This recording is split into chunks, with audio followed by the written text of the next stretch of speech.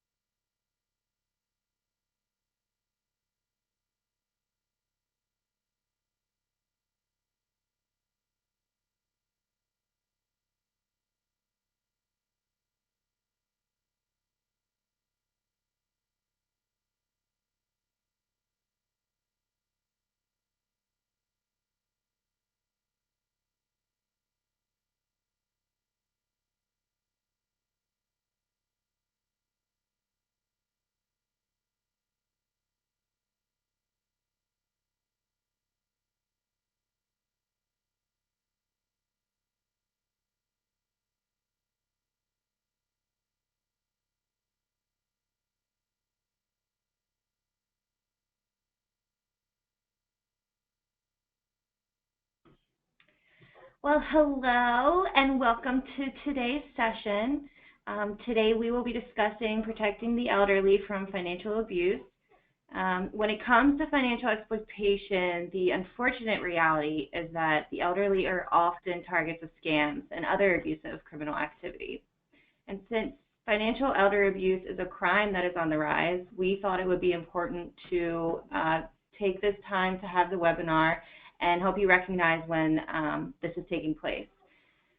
So at this time, I'd like to introduce our presenters today. We have Ben Tobias, the president of Tobias Financial Advisors. Hello, everybody. Ben has been in this industry for over 30 years, and while working with various clients, he has been made privy to various situations of elder abuse. We also have Marianella Collado, or Nella as we call her. She's a lead advisor and the CEO here of Tobias Financial Advisors. Hello, everyone.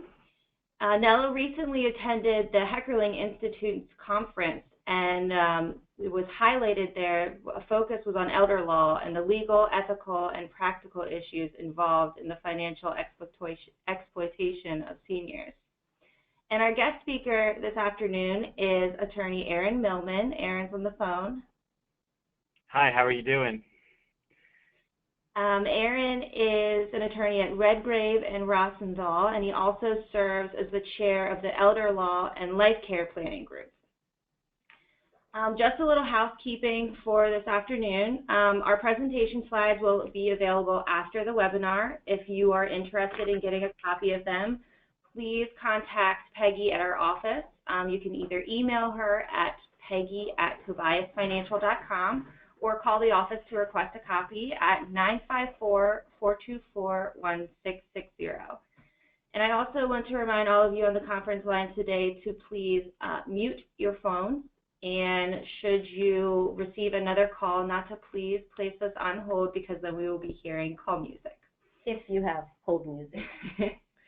And the last reminder I want to make is don't be shy today. We like to hear from you, so if you have any questions or comments, feel free to use the chat feature in GoToWebinar to ask us questions. We will be leaving the last few minutes, 10 to 15 minutes at the end of the presentation to answer those questions that you guys send out to us. And for those of you just joining us, welcome to today's webinar, specifically designed to learn how to detect elderly exploitation and keep your loved ones safe. And so now I'd like to turn it over. Why don't you introduce yourself? Oh, and my name is Molly Burton. I will be on the call today, also presenting as well. And Molly joined us in April of last year, Yeah. so she's almost coming up on her year. So we're very excited that our team is growing here at Tobias. So we'll get started. This is the agenda we're looking to cover. We're going to cover why this is important. who's affected by elderly abuse, who's susceptible to it. We'll talk about capacity and, signs of diminishing capacity for the elderly, how to detect financial exploitation, how to detect financial abuse, whether that be in the form of fraud or just outright theft. We'll talk about scams that are common these days and how to protect yourself from those scams. And then having Aaron on the line with us, he'll be able to really help us determine from a legal perspective what things we should be putting in place to protect ourselves from this happening to our elderly loved ones or ourselves in the future. So why is this important? As Molly had mentioned, financial abuse is probably the most common abuse among the elderly. This comes after physical abuse or emotional abuse. This is top on the list and the types of abuse that the elderly have to face. And the truth is that we're facing an aging population. And we also know that 70% of the wealth is currently owned by those who are 50 years old or older. So because of that, this is a more timely topic to be discussing. And based on statistics and numbers that have been published by the U.S. Census, we know that the problem or the fact that the population will only get a little bit older and that aging group is going to get a little bit bigger. And I think that by 2060, they're projecting 98 million people to be over the age of 65. So this is something that we should all be aware of and know how to protect ourselves from this happening to us. Statistical data, which is frightening statistics on elder abuse, that rate of abuse is between 7.6% to 10%, with women being twice as likely to fall victim. And from a statistics standpoint, victims are usually between the age of 80 and 89, tend to live alone and need help. And so they have people coming in the home to help them, and they see that there's some vulnerability there. So I think as financial advisors, I know we're constantly in touch with our clients, just making sure they're okay. And if we see any signs that something could be wrong, I mean, we're there to help them address those issues right away. So again, why is this important? Why is this happening? And I think there's a few factors contributing to financial abuse. One might just be the fact that there's family dysfunction. So when that happens, maybe mom or dad, they're left alone, the kids are not speaking to each other, and so that leaves the elderly loved one susceptible to a stranger possibly being a perpetrator or seeing opportunity to take advantage of them. And this could be happening because you have just economic situations contributing to this. You have maybe a child that is unemployed, and then because siblings are living far away from mom or dad, they see an opportunity to move in to take care, quote unquote, take care of mom and dad, and then mom becomes their personal ATM. And we've seen that oftentimes where we see areas for concern. Much too often. So, the other factor that contributes to this is just strained, as I had mentioned, strained relationship between the siblings. They're living far away. They can't agree on who's going to take care of mom, and they just, think that it's possibly too costly. So let's just, put mom somewhere in a facility, and then again she becomes vulnerable or he becomes vulnerable to this type of abuse. As far as perpetrators, and this is one of the things we talked about, why is this important? I think becoming aware of who could be the folks that can do this to us, because often we don't think about this, but at the top of the list here on common perpetrators of financial abuse are family members, friends and neighbors next. So people who are closest to the elderly, I mean, that's over 74% of folks who you trust, that you think will actually look out for you, are the perpetrators of financial abuse, and that's because they just see opportunity there. It might be opportunity it might be just greed on their part. I remember one of the first times that I was hit with it was back in the late 90s. I had a long-time client who had a very good financial plan and, planning long-term care insurance, the whole ball of wax, made her daughter the successor trustee. Client developed Alzheimer's rather quickly. Daughter came in, explained how much it was going to cost for the mom's care, and the daughter just was not happy with those costs. And I explained how there's still going to be money left for her, and everything was set aside, and all she started talking about was government support, things like that. And I said, that your mom doesn't want that. And next thing I know is the next day I receive a fax.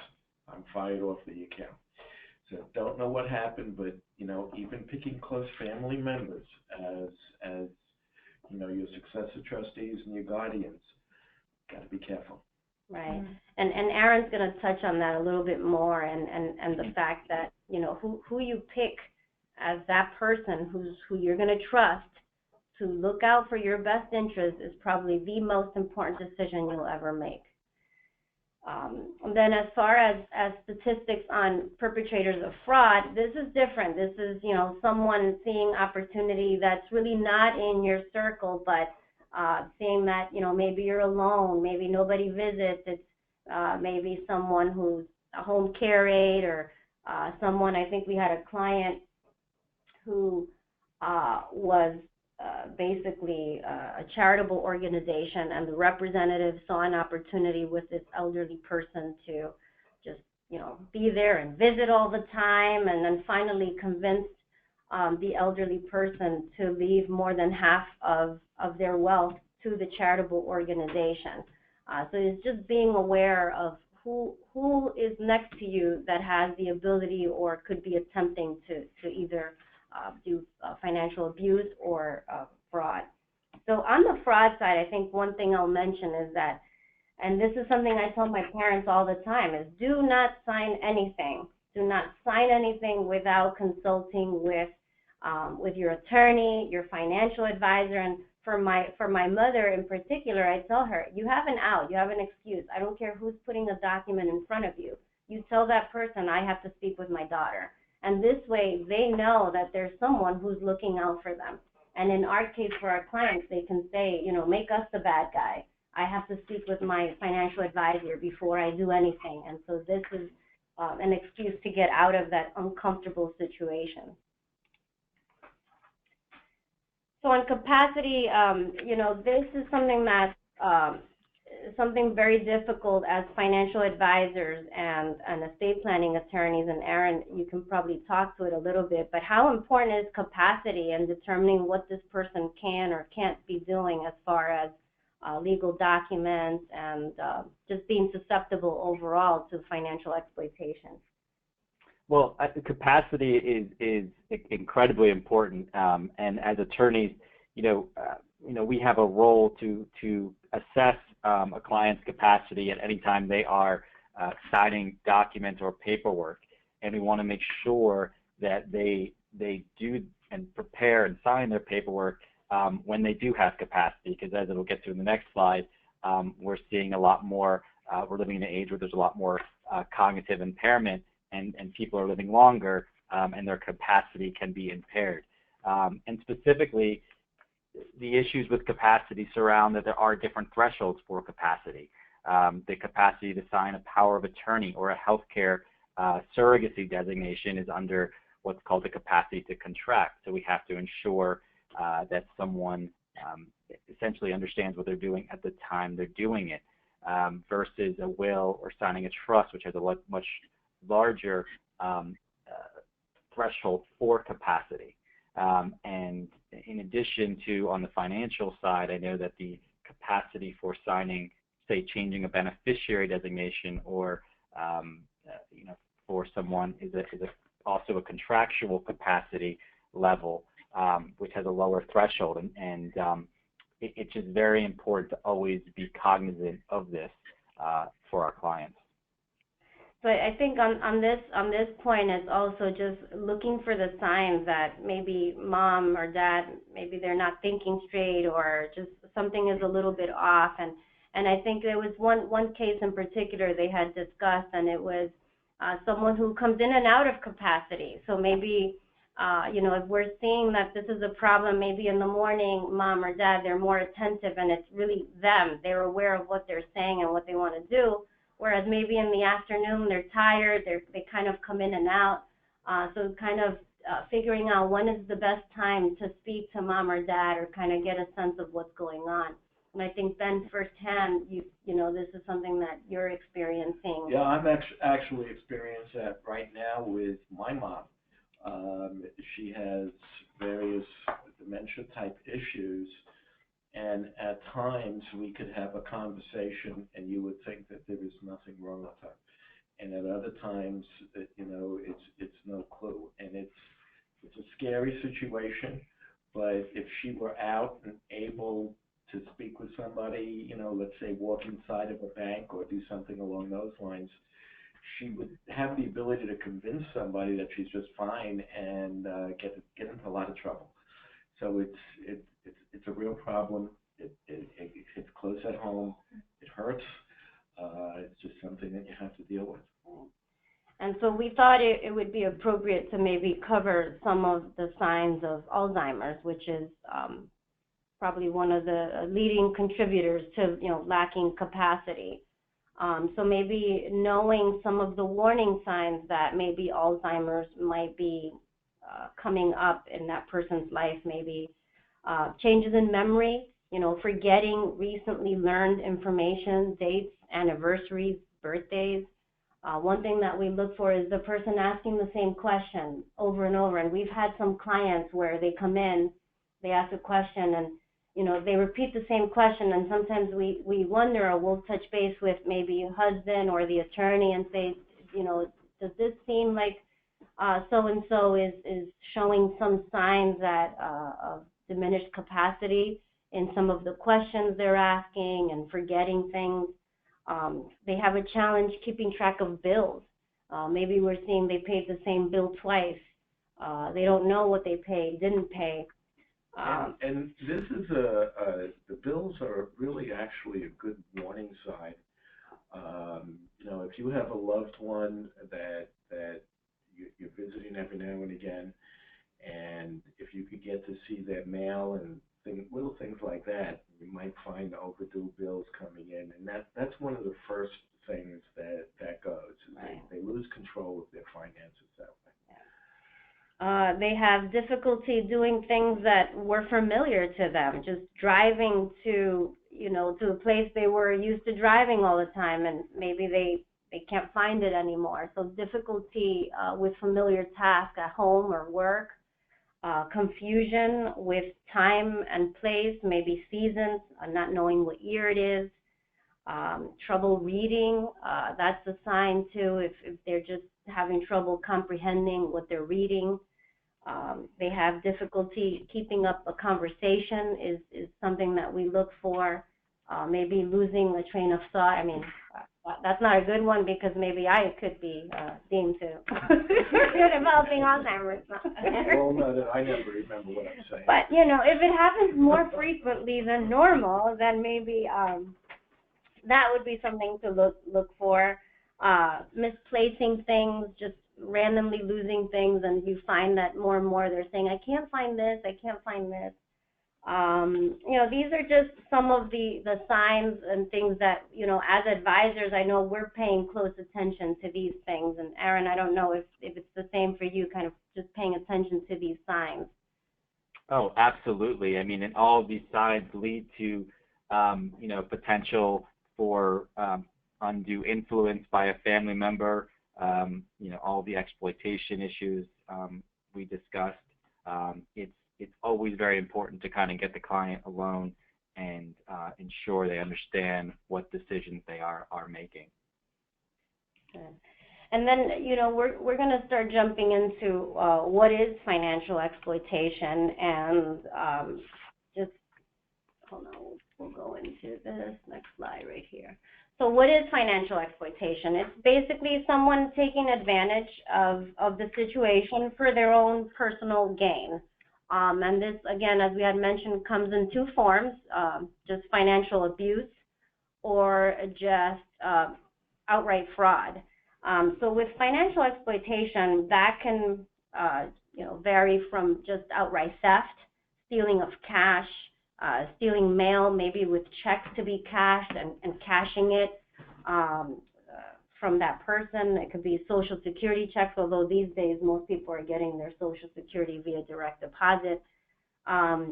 Just household items disappearing from their house. I remember a situation where I had a client, and our client was 70 years old, and the grandson just took it upon himself to just start removing some artwork from grandma's house, just because she just wasn't aware of what he was doing, but he just took it upon himself to start removing a few things from the house.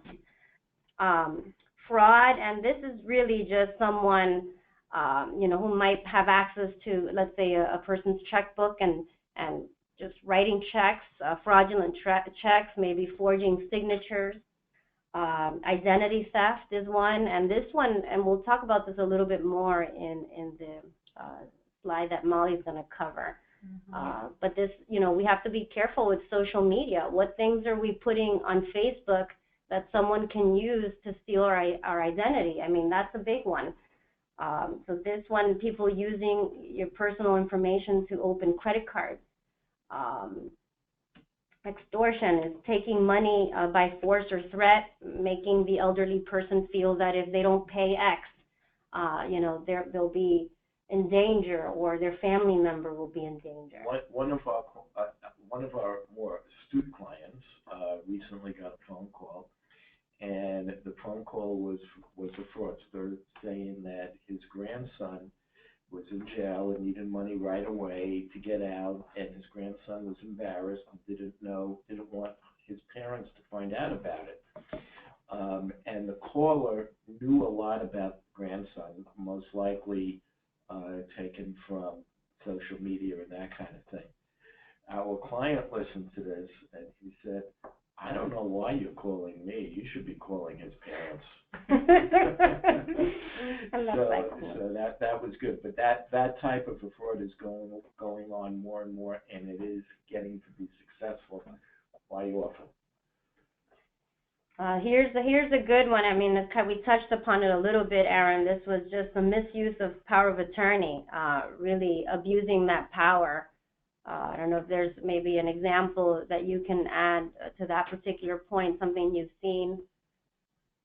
Well, I mean, the idea with powers of attorney, and since in the state of Florida, for anyone who has Florida power of attorneys, any power of attorney executed after October of 2011 is no longer what's called a springing power of attorney. It is a power of attorney, and it's effective immediately. All powers of attorney are like that.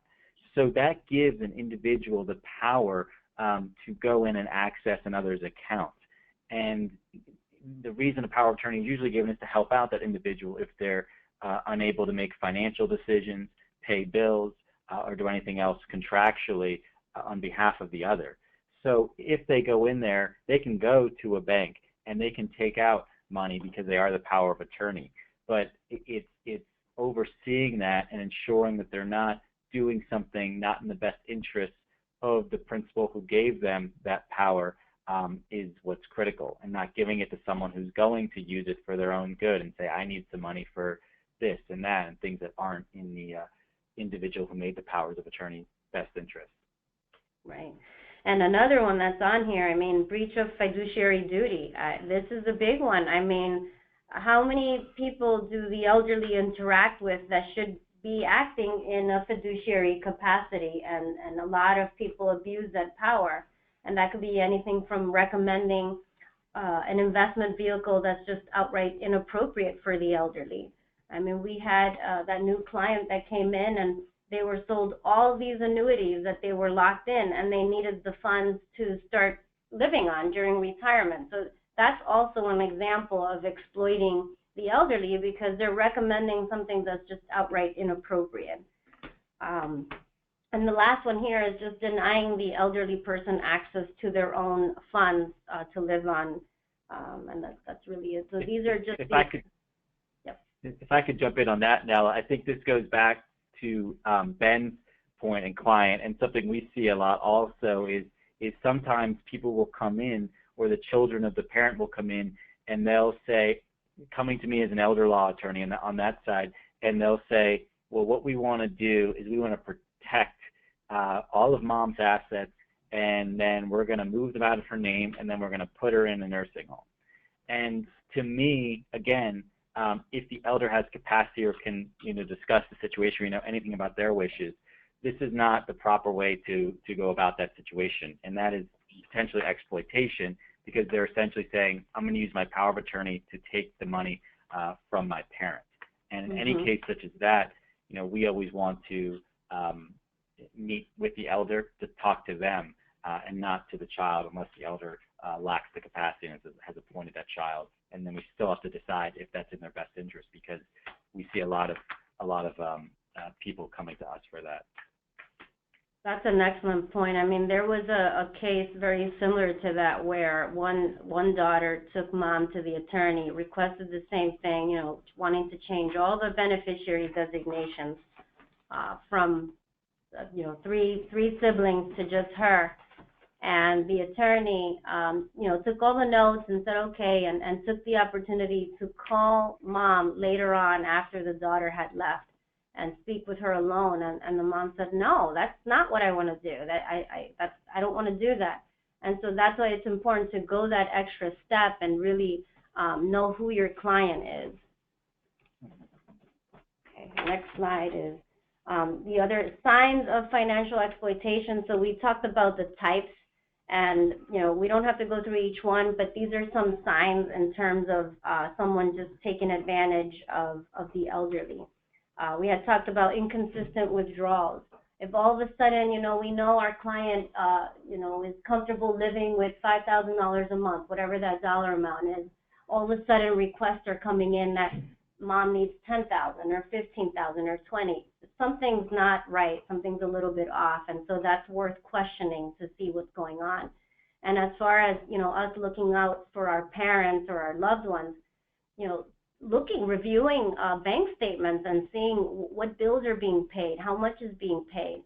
We had a situation where our client, he was a little elderly, and he had a bookkeeper, and the bookkeeper was in charge of paying all his bills. So bills were paid to Amex, bills were paid to Visa, bills were paid. And so, the bookkeeper got a little smart and thought, well, why don't I open up an Amex, and you know what, I'm already paying his bills and some are to Amex, I'll just pay my Amex bills. And so when this was discovered, it was to the tune of $1.6 million of funds that she stole from our client because she was paying Amex bills, but they were actually her bills. So that's just an example of just being careful, unusual banking and credit card activity. Other signs are the elderly maybe not having things that they can afford. If they need home care aid and assistance, why don't they have that type of assistance at home? You question that. Maybe the elderly needs some medication that are not being filled. Why aren't they purchasing that? So showing signs of neglect a little bit. Let's see what else. If alterations of documents, whether that be legal documents or financial documents, just someone clearly trying to commit some fraud there. And that's really it as far as signs. Anybody want to add anything to this particular? Well, I mean, what you can always look for just from a team approach with the financial advisor and the attorney is, let's just say, mom's deceased, dad comes in and he drafts out this great estate plan with a revocable trust, and everything's going to pass to all three of his children under the trust, and he's got the trust, everything's retitled with the financial advisor to the trust so we can make sure that all happens. Then, down the road this happens, or, the girl that removed took dad away from Tobias and went and took all of those assets and put them into a joint account with dad. And so basically, now if dad passes away, although he has this great estate plan written, the assets would pass by operation of law to the daughter, which goes into the retitling of assets, which has now disrupted the whole estate plan. You can really see there the exploitation she did by disrupting everything that dad had wanted. Excellent point. Absolutely. And this is why, we tell our clients, I tell my parents, my loved ones, do not do anything without consulting. And again, feel free to use us as the bad guy. I have to speak with my financial advisor before I change anything, because they put a plan in place and I've been advised to speak with them to do anything else. Okay. So, on this note, it's who's really in a best position to detect that this is happening. And, we had this discussion, Aaron, and kind of thinking about who would be the person that would best detect this. And it's different because estate planners, you'll know you're meeting with your client, how frequently does that happen, and how frequently, unless they're coming to you with the attempt to commit such fraud or exploitation, how would you be in that position to detect that? Right, that's difficult to detect unless from the very beginning the client noted that, oh, my daughter number 2, she can be, I think she's trying to take advantage of me, or she can be a little bit crazy. We can typically, we'll see clients every few years to review their documents and show everything is as they would like, but we're usually not seeing their detailed account statements. Many times, we can detect when something might be going awry when one child calls us up and tries to get copies of the paperwork, or tries to say, where's the power of attorney, or tries to say they think they need to file for guardianship for their mom because their brother is doing X. So sometimes it's brought to us without us even knowing, or the alternative, we'll get a call from one child that says, I think my mom went to another attorney with my sister, and I don't know what they did there. And usually that raises a red flag, because they've brought them to someone else who doesn't know the situation, so that she could maneuver it for daughter one's benefit. Right, exactly. And then accountants, how frequently are clients seeing their accountants? That's probably maybe once a year, and it's just here are my documents. So I have a question to Aaron on the situation that you just mentioned. So you have somebody you've never met before, where a daughter brings in a parent who is not all there, so to speak, and wants to redo documents. You, as the attorney, is there anything in the code of ethics or anything along those lines that you have to do to make sure that the that everything is on the up and up, so to speak? Well, realistically, we can only really disclose matters that are discussed if it relates to someone doing a criminal act or causing harm to themselves. The best thing we can do in that situation is really try to assess the client, speak to them on their own without the child present, and to at least have a second meeting so that they come back and they agree that this is again what their wishes are. And if we feel we can't objectively represent them, then we would turn down that representation. But there always is the chance that if we don't do it, someone will do it, and that's what leads to a lot of the probate and guardianship litigation, where legal battles ensue because of these issues. Right. So, back to this on best detecting the financial exploitation, I think at the end of the day, the folks that are in the best position to identify this would either be the financial advisor, right? We're seeing the request for funds, for transfers here, transfers there. So we would probably be in the best position to identify those types of issues. The clients may not like that, like in the example Ben mentioned where the daughter ended up firing us. or also other family members, just kind of being aware of what's going on with mom, and as we had mentioned, checking bills, how is she doing, is everything up to date, and maybe being in touch with the financial advisor to just make sure that everything is as it should be. And then we thought that it would be just very, very timely to talk about some scams that are actually becoming quite popular these days. So Molly has a whole list of items that we'll go through a couple of them in more detail in the interest of time, but we'll go through some of them that we think you should definitely be aware of and what to do in the event that you're presented with that type of scam. Thanks, Nella. So one of the best ways to combat financial elder abuse is to stop it before it happens. So just kind of to go over these scams so that you know that they're out there, and to talk with your loved ones about these, let them know that they're out there, and keep them aware. So we'll start with the first one, IRS scams.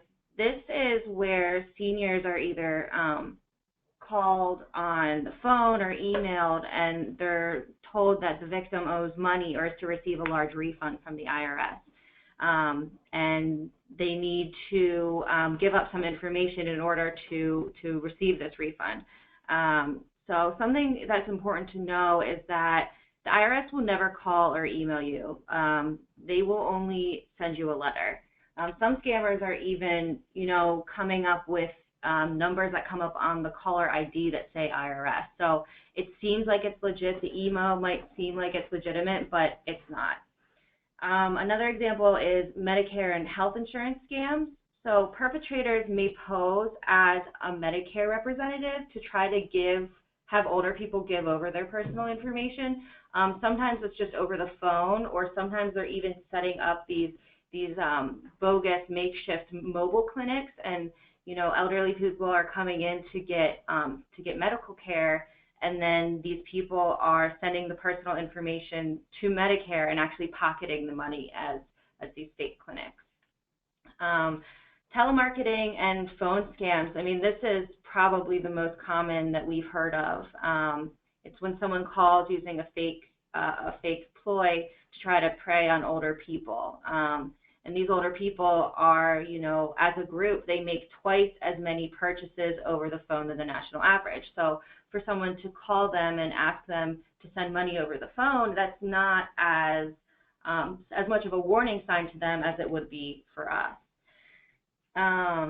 Another example that we have here is internet fraud. So, the slower speed of adoption that the elderly have towards the internet makes them easier prey towards internet scams. One example of an internet scam is email or phishing scams. So that's when a perpetrator will send an email to an elderly person asking them to update or verify personal information. So this could come from, for example, a banking institution. They'll get an email that says, please sign in and verify your password so that we can verify your personal information. Or there's a problem with your account, please log in. And it looks like Bank of America. For example, Bank of America. It could look like Bank of America. The email address could look right. There could be logos on there. And if there's a link in the email, if the person clicks on the link, it looks like they've gone to bankofamerica.com to sign in and use their login information. But unfortunately, you have to be really careful about what links you click in your emails. It could be a perpetrator on the other end seeing what the person is typing in, and then all of a sudden they have the password to their email, to their bank account. Another example is investment schemes. Many seniors are finding themselves preparing for retirement and managing their assets once they finish working. So, there's a number of investment schemes that are pinpointed towards the elderly. I mean, one of them that we all remember is Bernie Madoff's pyramid scheme. I mean, a lot of elderly people were affected by that. On to the next example is homeowner reverse mortgage scams. Scammers like to take advantage of people who have equity in their homes. And one of the examples is a property tax scheme or reverse mortgage schemes. So it's really important for those that are considering a reverse mortgage to understand, other people that are interested in them getting the reverse mortgage, why they're interested in it. And just consult with another professional advisor that's in your circle, your financial advisor, your attorney. Yeah. Sweepstakes and lottery scams. I mean, I'm sure we're all familiar with this too. It's when, scammers inform someone that they've won the lottery or some sweepstakes, and they might have to, the victim might have to give up a few funds in order to receive this sweepstakes. So the victim sends a check, and it all gets bundled up there. Oh, this is a good one: charity scams. So unfortunately, perpetrators hold themselves out to be part of a charity. So either they're coming to knock on the door or calling and asking for money. So it's always important to verify that where your money is being sent is to the actual charity. And that's another point. I mean, just really talk to someone before you make those big decisions, those big charity donations. And then the grandparent scam. This is kind of similar to what the example that Ben had, which was, one of our clients had the police call him and say, oh, your grandson's arrested, and, he needs help to get out of jail, he needs bail money. Another one, so that's an example of someone using social media to get information about a client and their family in order to scam them. But also, I mean, there's examples of perpetrators calling an elderly person's house and saying, do you know who this is, Grandma?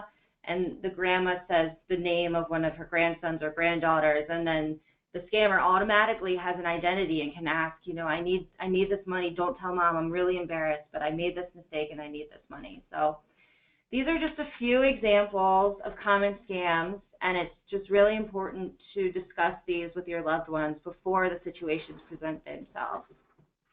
Good. Excellent. Great list there, Molly. And now the question is, well, what can we do to protect ourselves? And so here's where we'll need direction from Aaron on what documents we should have in place before these things can happen to our loved ones. Sure. Thank you, Nella. I think that, so many people, when they come and they talk about estate planning, they're considering their eventual demise, and that's what people will typically do. But what kind of, I think the purpose of this presentation is to say, what if you're in a position, whether it's incapacity or just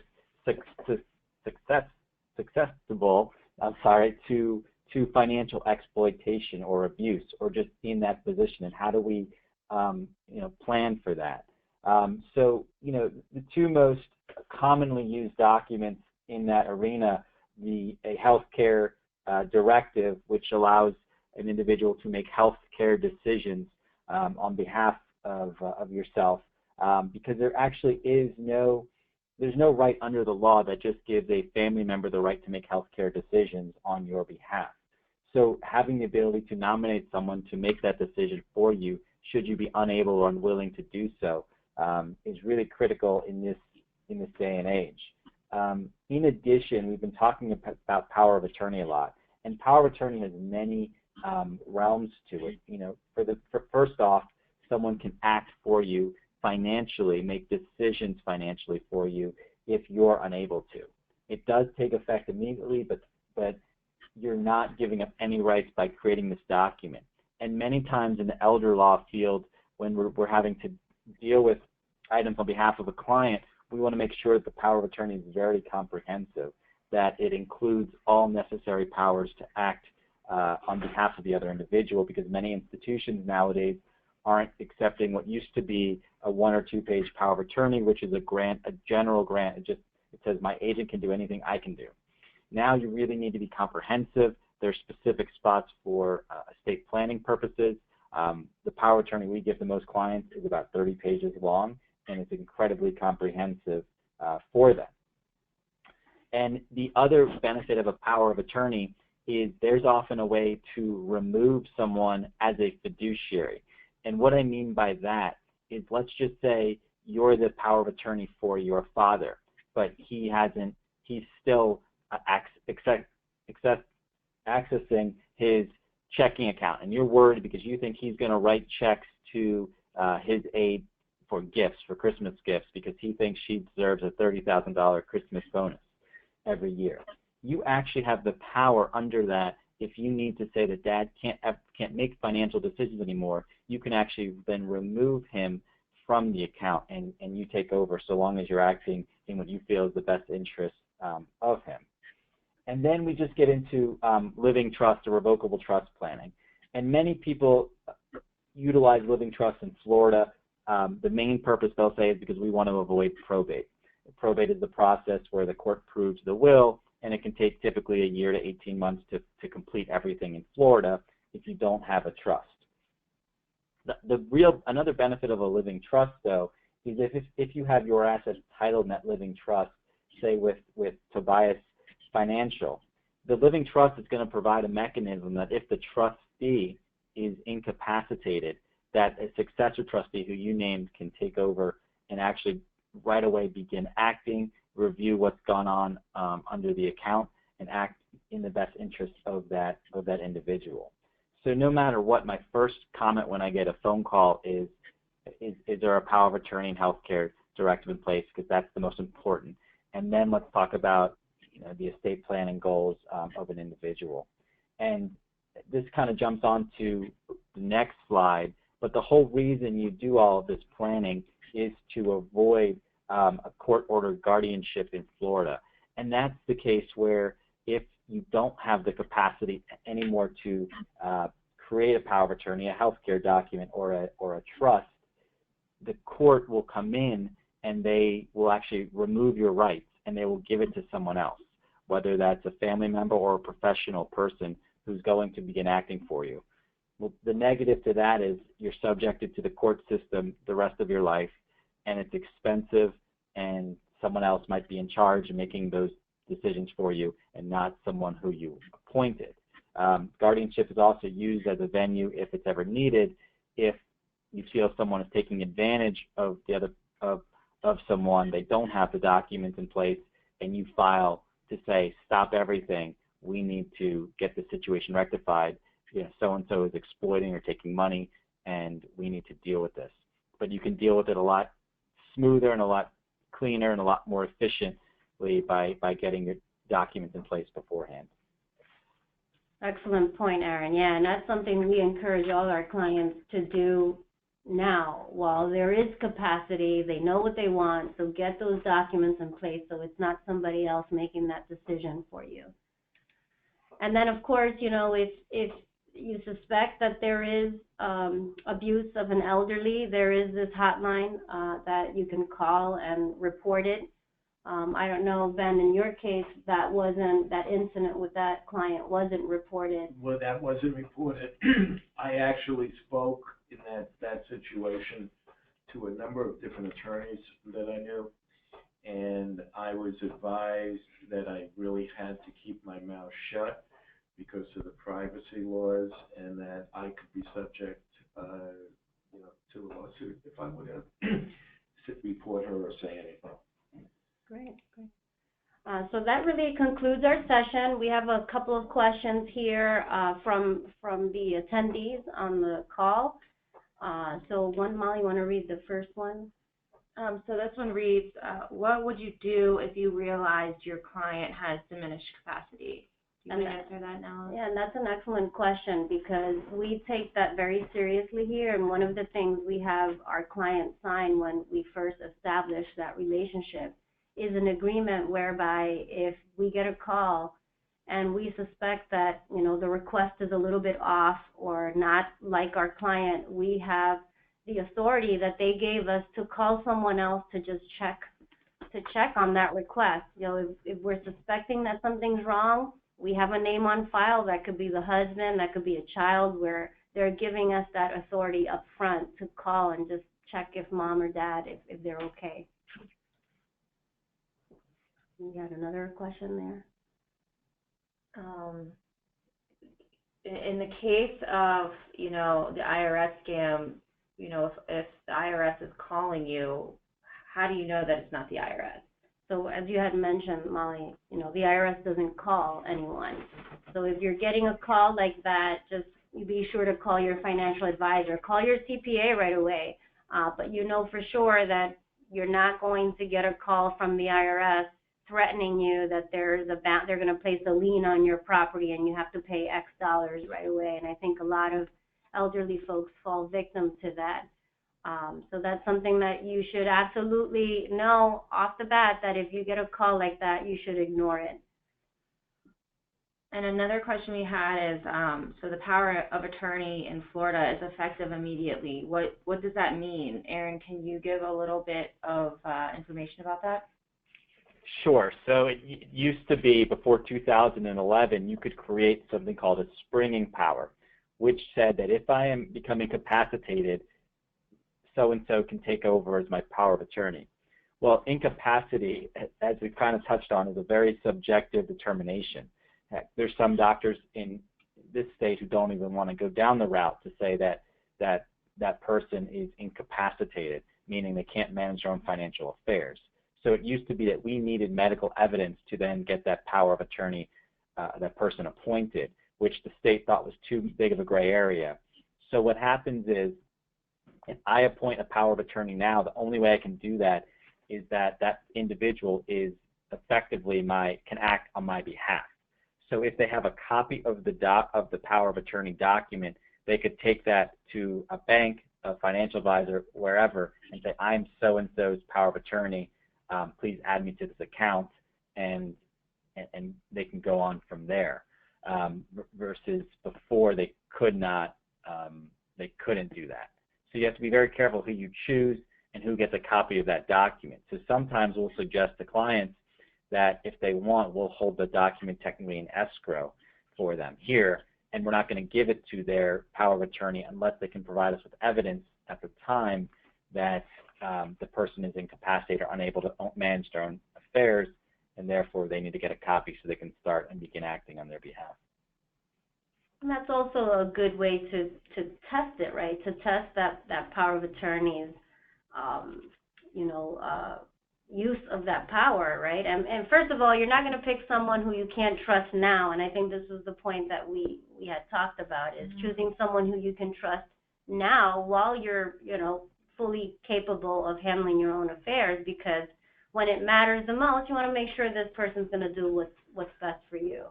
And I think it's important to say most people are using power of attorneys who are usually close family members. Mm-hmm. Not everybody has close family members that they feel would be qualified. Even if they trust them, they just feel that they might not be qualified. So in the event that there is not a close family member, there are various organizations, trustees, attorneys, accountants, all sorts of advisors out there that would agree to be power of attorney.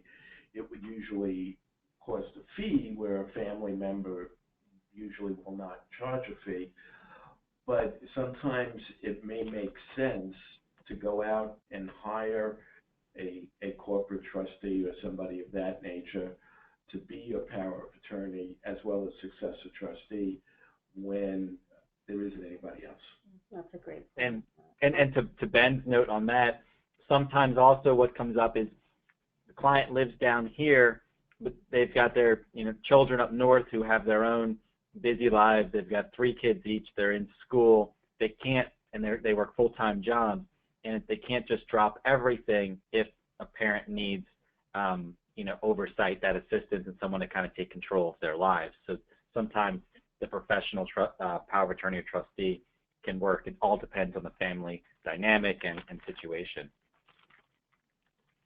Excellent.